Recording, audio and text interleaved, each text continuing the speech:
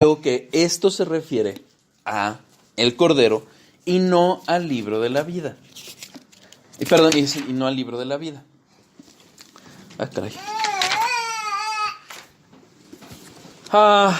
Pero esta es la traducción. Este es un Nuevo Testamento interlineal. Tiene el texto en griego y la palabra por palabra en español. ¿Ok?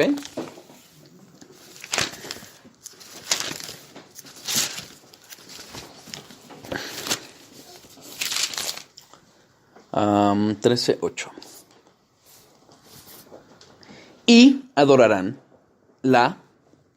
todos los habitando o que habitan en la tierra, de quien no ha sido escrito el nombre de él en el rollo de la vida del Cordero, el degollado desde la fundación del mundo. A mi humilde parecer, muy humilde parecer, por favor, se refiere al sacrificio de Cristo. Antes de la fundación. Antes de la fundación del mundo. ¿Cómo lo podemos entender? En su naturaleza divina y no en su naturaleza humana. La eternidad, el eterno presente del que estamos hablando. En el que Dios, estando por encima del tiempo que nosotros conocemos y vivimos, es que pudo haber sido sacrificado antes.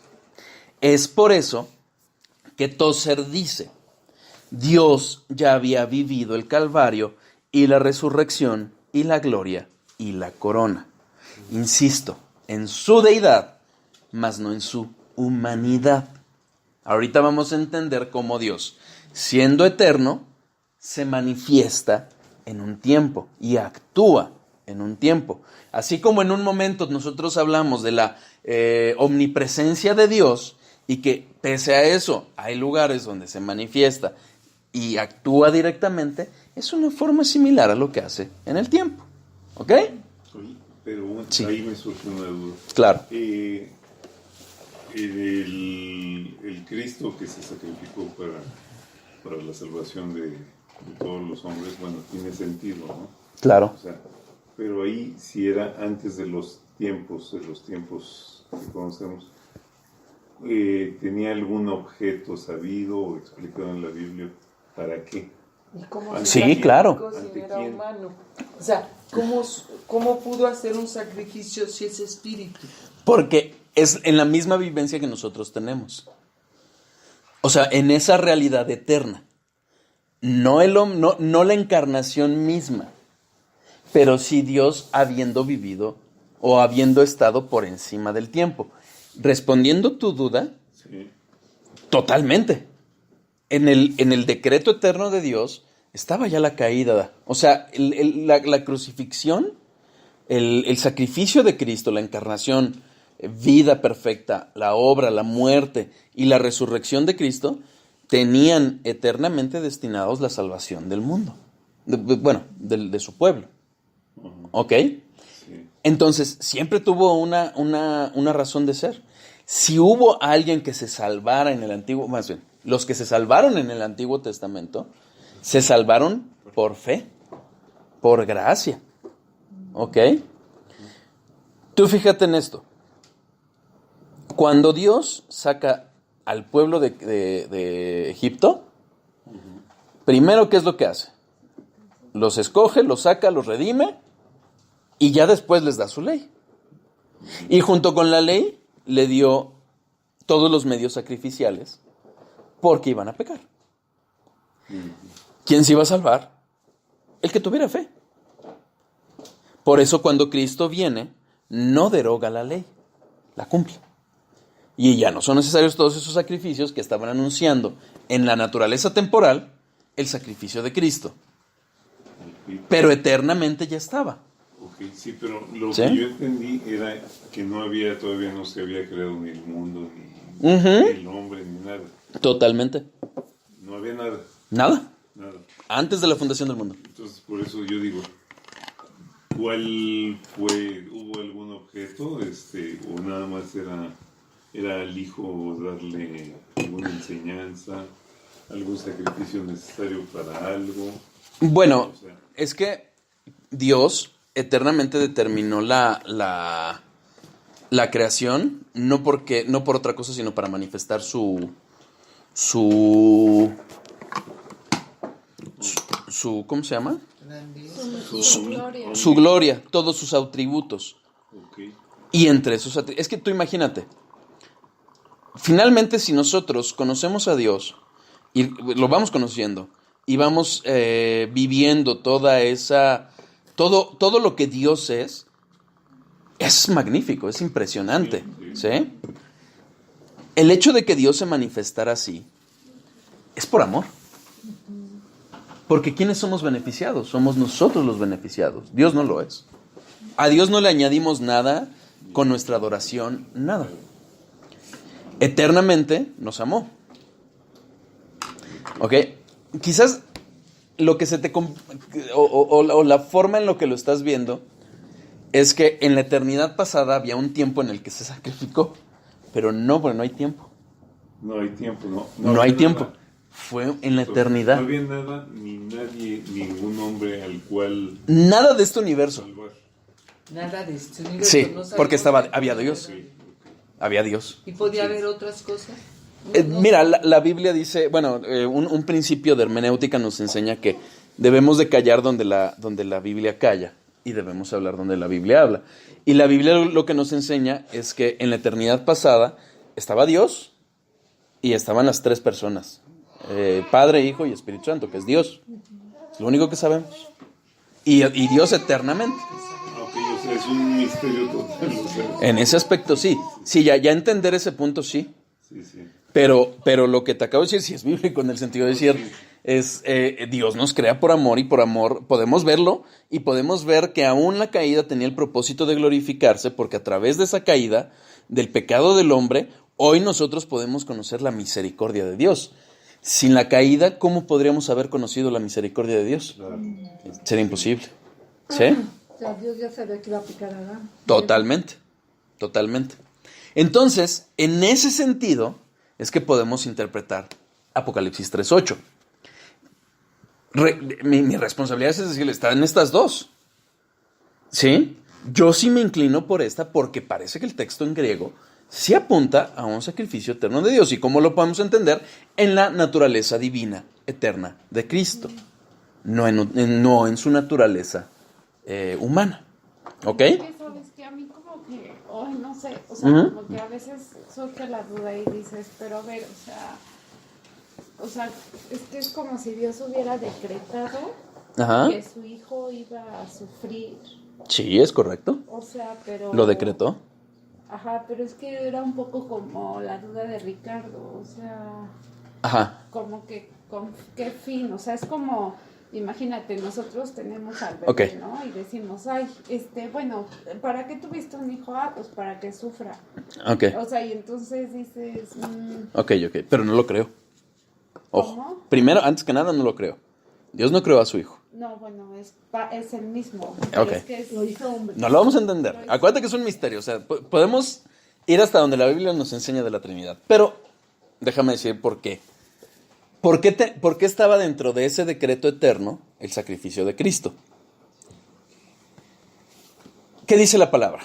Dice, Dios no tendrá por inocente al pecador.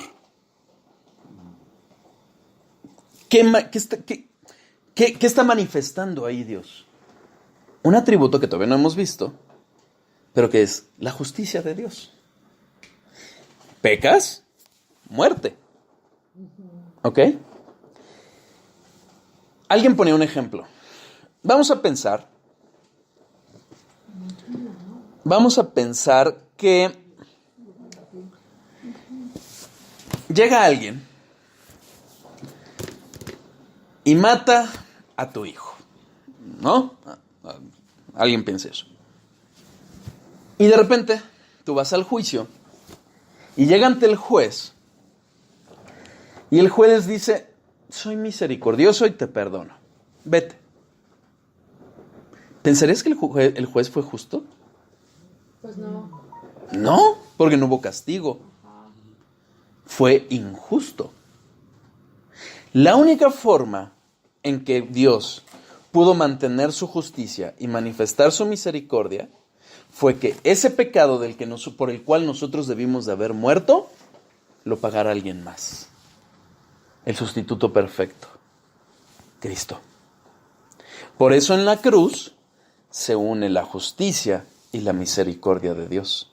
Si no hubiera existido la cruz, tendríamos un Dios injusto. Pero en la cruz son cumplidos, pagados nuestros pecados. Entonces, si tú me preguntas, ¿por qué decretó Dios el sufrimiento de Cristo, de sí mismo, de su Hijo, unigénito, increado? Por una simple y sencilla razón. Porque Dios es justo y no puede romper su justicia. Nuestro pecado, aún el que hacemos hoy, para los hijos de Dios, está en la cruz. Está pagado en la cruz. ¿Ok? ¿Sí? Si no, no podría haber justicia. Es la única forma. Dios no puede romper, no puede dejar de ser justo. Porque si no, dejaría de ser Dios. Pero ¿por qué crear al hombre con capacidad para pecar y por qué entonces? Por amor, para manifestar su gloria. No hay más. Bueno, pero no lo creo con pecado. No lo creo con pecado. Con la capacidad. Exacto. O sea, lo creo con la capacidad y ya dependía del hombre si pecaba o no. Digamos que lo creó con la capacidad de pecar y libremente el hombre pecó. Le dio la espalda a Dios. Libremente. O sea, tampoco es que haya dicho, lo voy a crear para que peque a fuerza, o sea, sino lo creo con la capacidad y ya fue la inclinación del corazón. Ok. Lo creó y el hombre pecó libremente. ¿Ok? Quien es condenado por su pecado. Nadie lo forzó a pecar. ¿Ok? Eso es lo que diferencia la predestinación para salvación y la no predestinación para condenación. ¿Ok? ¿Por qué si hay predestinación para salvación? Porque cuando Dios predestina a un hombre para ser salvo, no solo lo deja en libertad, porque si nos deja en libertad, todos pecaríamos, nadie se salvaría, sino que hay un actuar directo del Espíritu Santo que nos hace un corazón nuevo que desea a Dios y que voluntariamente le seguimos. ¿Ok? Ese mover directo que impulsa, que pone esa hambre, esa sed hacia Dios, ese querer como el hacer para el bien, para honrar a Dios a través del bien, es un mover del Espíritu. Es un actuar directo de Dios. Para los que se condenan, no es así. ¿Qué es lo que hace Dios? Simple y sencillamente retira su gracia y el hombre peca libremente. Si alguien dijera, oye, pero entonces, ¿por qué no le dio gracia a él? ¿Sí? Sí, es lo que yo también digo. Ok. O sea, Romanos 9. ¿no? O sea, Romanos 9. ¿Cómo fue la selección? ¿Cómo los escogió? Romanos 9. ¿Por qué no se evitó tanto conflicto y ya todos los hizo a lo mejor buenos, ¿no? Sin capacidad de pecar y todos nos salvamos. Romanos 9. Versículos 13. Sí, a mí me cuesta mucho trabajo ese tema. Ya ves que desde Toda. hace mucho tiempo. Ese no lo rendimos con la mente, lo rendimos con las rodillas. ¿Versículo fue? 13. Capítulo 9, versículo 13 y siguientes. ¿Sí? Como está escrito, a Jacob amé, mas a Esaú aborrecí. ¿Qué pues diremos? ¿Que hay injusticia en Dios? En ninguna manera. Pues a Moisés dice, tendré misericordia del que yo tenga misericordia, y me complaceré del que yo me compadezca. Así que no depende del que quiere ni del que corre, sino de Dios que